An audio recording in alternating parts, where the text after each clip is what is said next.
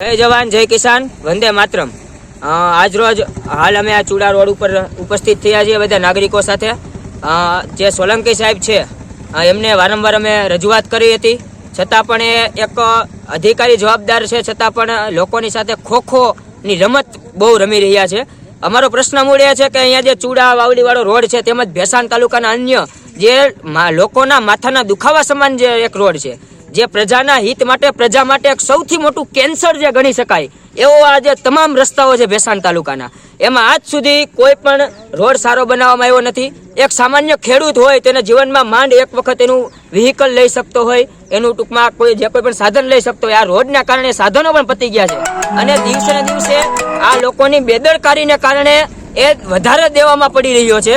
તેમજ આજે માથાનો દુખાવા સમાન જે તમામ રોડ રસ્તાઓ છે એ તાત્કાલિક ધોરણે અહીંયા બનાવવામાં આવે, તેમજ આજે લોકોનું હિત એમાં જળવાય એ બાબતે લોકોના તાત્કાલિક ધોરણે આ ટૂંકમાં રસ્તાઓ બનાવવામાં આવે। અને જો આમ કરવામાં નહીં આવે અને તંત્ર જો અમારી આ માંગણીને તાત્કાલિક ધોરણે અસરેથી પગલાં લઈને એનું કાર્યવાહી નહીં કરવામાં આવે તો સમગ્ર વિસ્તારના લોકોને સાથે રાખીને અને સામૂહિક નિર્ણયથી અમે ચૂંટણીનો બહિષ્કાર કરશું અને આવેદનપત્ર આપીને કચેરીનો ઘેરાવ કરવાની પણ આગામી સમયમાં અમારી તૈયારી છે।